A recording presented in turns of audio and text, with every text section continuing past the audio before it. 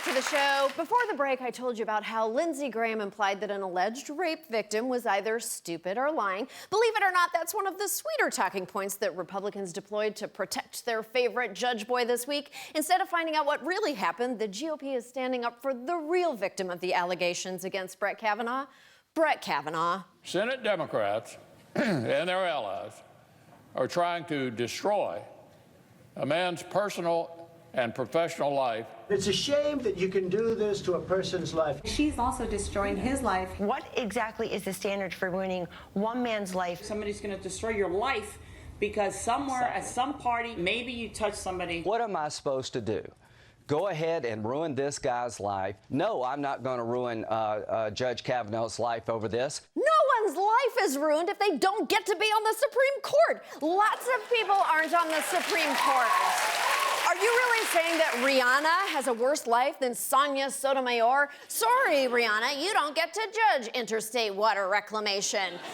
Even apart from the allegations, no one who is a member of something called the Tit and Clit Club deserves to serve in the highest court in the land unless it was a lesbian biker gang. I mean, imagine if Ruth Bader Ginsburg was the president of the Chode and Load Society. Actually, that would be awesome. But you take my point. But Kavanaugh's defenders do care about women, specifically the moms of rapists.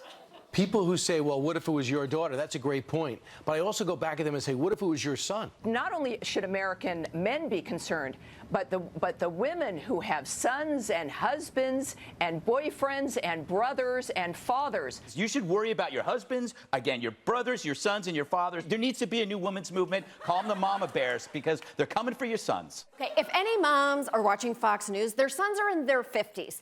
First of all, moms, we've seen your sons. They're not going to be on the Supreme Court. Second, what mothers of sons and daughters should actually be worried about is how to teach their kids about consent. As a mom, it's not my job to shield my kids from the consequences of hurting someone. It's to teach them not to hurt people. And also, to teach them to say it's their birthday at Fuddruckers so we get that free Sunday.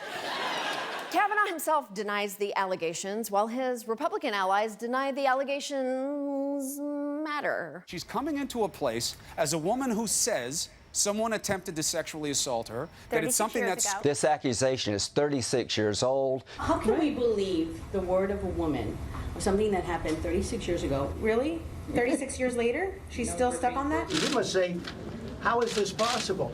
36 years ago? Leave it to our president to consider anything older than 35 too old to care about. If you dudes think a justice's actions from 36 years ago don't matter anymore, why are you all so eager to overturn a 45-year-old Supreme Court law? Surely nothing that old could affect anyone's life today.